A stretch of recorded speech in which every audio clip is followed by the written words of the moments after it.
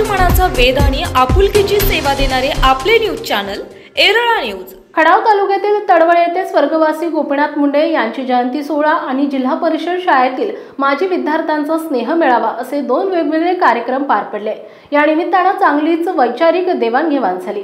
भजन, शाहिरी, पोवाडा, गुणवंत विद्यार्थी सत्कार अशा प्रकारचे धार्मिक, सामाजिक, सांस्कृतिक कार्यक्रम आयोजित करून लोकनेते स्वर्गीय गोपीनाथ मुंडे साहेब यांची जयंती मोठ्या उत्साहात साजरी करण्यात आली। स्वर्गवासी मुंडे साहेब जयंतीनिमित्त दातेवाडी येथील ईश्वर तुपे आणि सहकाऱ्यांचे संगीत भजन झाले। त्यांनी विविध अभंग, गवळणी यांचं गायन करून उपस्थितांना मंत्रमुग्ध केलं। त्यानंतर गावचे सुपुत्र पोस्ट मास्तर शाहीर राजेंद्र सिंह सानापाणी सहकारी यांनी मुंडे साहेबांच्या जीवन चरित्रावर आधारित पोवाडा सादर केला। पुष्पवृष्टी आणि स्नेहभोजन झाल्यानंतर गावातील इयत्ता 10वी 12वीत उल्लेखनीय यश मिळवलेले गुणवंत विद्यार्थी आणि इतर मान्यवरांचा सत्कार करण्यात आला। यावेळी बंजारी सेवा संघाचे प्रदेशाध्यक्ष माजी सभापती मानसिंगराव माळवे, दिनकर खाडे, निवृत्त DYSP सुरेश माळवे, प्राध्यापक सदाशिवराव खाडे, API जालिंदर पळे, पोपटराव पळे, शरद पाटील, गोपीनाथ खाडे, विकास साबळे, पोपट माळवे, जालिंदर साबळे, धनंजय नांगरे, निवृत्ती माळवे, उमेश पाटील, नंदकुमार डोईफोडे, डॉक्टर महादेव पाटील, सत्यवान पळे पाटील, गणपतराव खाडे, पोलीस उपनिरीक्षक करचे, धैर्यशील दत्ताशेठ खाडे, श्री राजेंद्र खाडे, माणिकराव माळवे, अभय माळवे, अभिजित गमरे आदींसह ग्रामस्थ मोठ्या संख्येने उपस्थित होते। दरम्यान शारीरिक आणि मानसिक स्वास्थ्यासाठी एकत्र येणं ही काळाची गरज आहे असं मत प्राथमिक शिक्षक बँकेचे माजी अध्यक्ष खाडे यांनी नागपूर स्थित व्यावसायिक बाळासाहेब पवार यांच्या निवासस्थानी झालेल्या जिल्हा परिषद शाळेतील माजी विद्यार्थ्यांचा स्नेह मेळाव्यात बोलताना व्यक्त केलाय। यावेळी पोलीस उपनिरीक्षक जालिंदर पळे, निवृत्त DYSP सुरेश माळवे, मल्हारी साबळे, आनंदराव उंबासे, भाऊसाहेब खाडे, सरपंच रुपाली खाडे, शरद पाटील, विकास साबळे, दिलीप साबळे, जालिंदर साबळे, पोपट माळवे, सत्यवान पळे, शशिकांत पाटील यांची प्रमुख उपस्थिती होती। खाडे म्हणाले, स्नेह मेळाव्याच्या माध्यमातून आपापसातील प्रेम जिव्हाळा वाढीस लागतो। जुन्या शिक्षकांबद्दल आदर व्यक्त करून मावळत्या सूर्याला नमस्कार करण्याचा उपक्रम जालिंदर पळे यांनी शाळेच्या भौतिक सुविधा वाढवण्यासाठी माजी विद्यार्थ्यांनी योगदान द्यावे असं आवाहन केलंय। यावेळी सरपंच सौ खाडे, पत्रकार संघाचे अध्यक्ष धनंजय क्षीरसागर, दिलीप साबळे, विकास साबळे यांची मनोगते झाली। तात्यासाहेब पंचोडे यांनी प्रास्ताविक केले। धनंजय उर्फ जॉबर साबळे यांनी आभार मानले। कार्यक्रमास बाळासाहेब सापकर, पोपट माळवे, सुखदेव खाडे, सयाजी साबळे, बशीर शेख, सुरेश फाळके, संदीप पाटील, भीमराव साबळे, श्री जगताप सर तसेच महिला आणि ग्रामस्थ उपस्थित होते।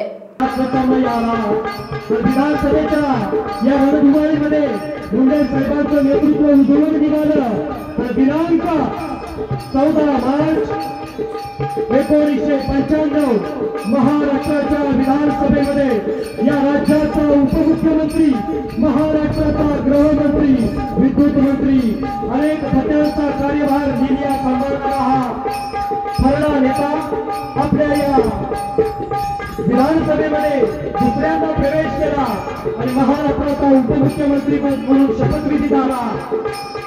या ठिकाणी मनोहर जोशी महाराष्ट्राचे मुख्यमंत्री म्हणून शपथविधी झाला। गृहमंत्री म्हणून मुंडे साहेबांकडे आणि उपमुख्यमंत्री पद त्यांच्याकडे चालून आलं आणि विधानसभेत पोहोचला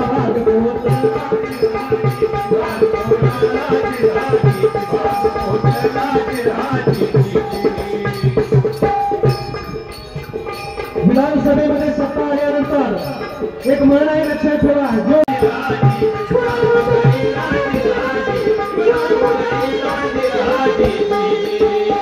मुस्लिम गटातून हे पुढे नेतृत्व आणि यानंतर विधानसभेकडे साहेबांचं लक्ष केंद्रित झालं आणि पुढे विधानसभेची निवडणूक 1980 साली लढवली आणि रेणापूर मतदारसंघामधून हा बहुजन समाजाचं एक ओजस्वी नेतृत्व स्वर्गीय यशवंतराव चव्हाण, क्रांतिसिंह नाना पाटील, या बीड जिल्ह्यावर सुद्धा फार मोठा इतिहास आहे।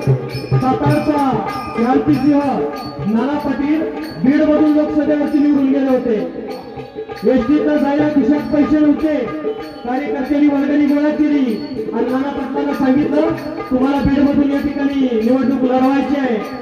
आज या ठिकाणी राजकीय नेतृत्वाची दालत नाही आपला मतदारसंघ सोडून दुसरीकडे निवडणूक लढवण्याची, पण हा सातारचा क्रांतिसिंह बीड मधून लोकसभेवरती गेला आणि त्या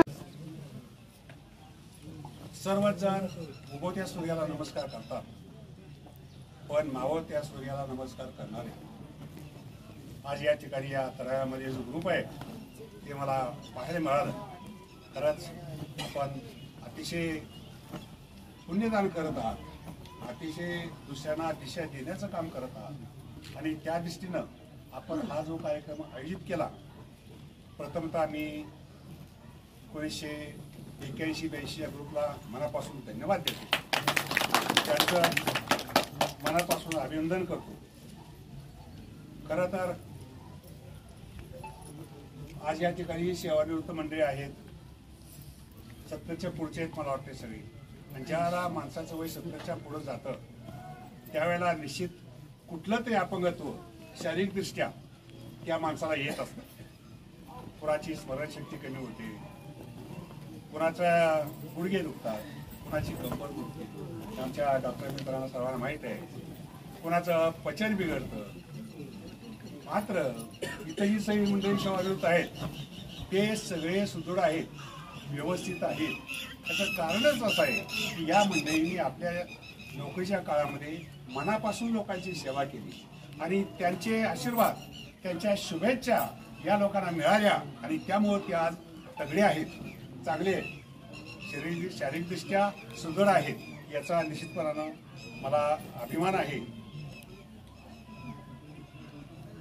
सर्व क्षेत्रात धावपळ आहे, माणसाला वेळ नाही.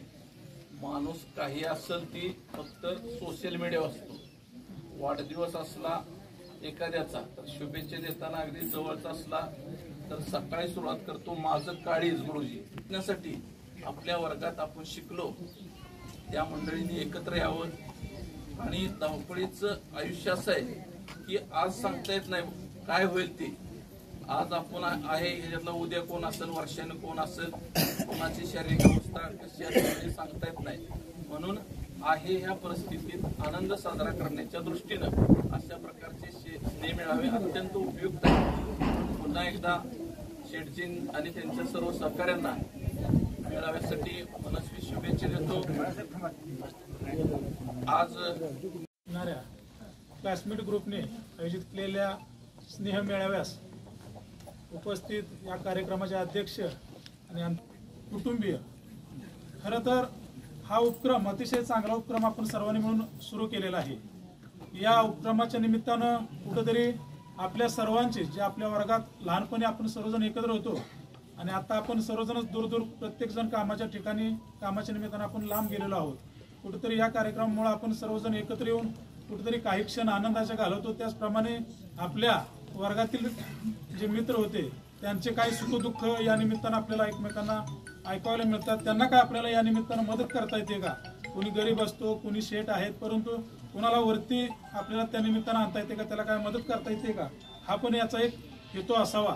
त्याचप्रमाणे ज्यांनी आपल्याला आपला पाया रचला लहानपणी, ज्यांनी आपल्याला शिकवलं त्या गुरुवर्यांचं या निमित्तानं आपण स्मरण करतो. त्यांनाही त्यांचंही आपण कुठेतरी मान सन्मान या निमित्तानं करतो. हा एक उद्देश आपण सांगितला.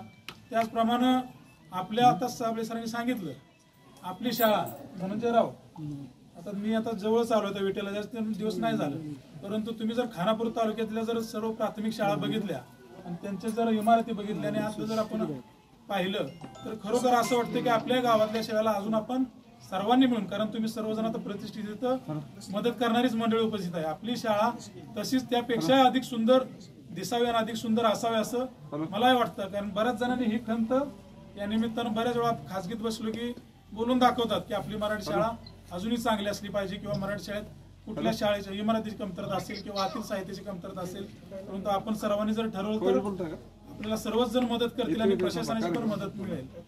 खरं तर आज मला काही जास्त बोलायचं नाही, परंतु आपण सर्वांनी जो आम्हाला बोलवलं आणि आपल्यात सहभागी होण्याची संधी दिली, खरं तर सहभागी होण्यापेक्षा मला या निमित्तानं देवरे गुरुजींची आठवण होती. मी 4-5 वेळा एरळा न्यूजसाठी प्रतिनिधी शरद कदम, JK काळे, तडवळे. आपल्या भागातील महत्त्वाच्या बातम्या पाहण्यासाठी आजच आमच्या एरळा न्यूज चॅनलला YouTubeवर सबस्क्राईब करा आणि बेल आयकॉन प्रेस करा.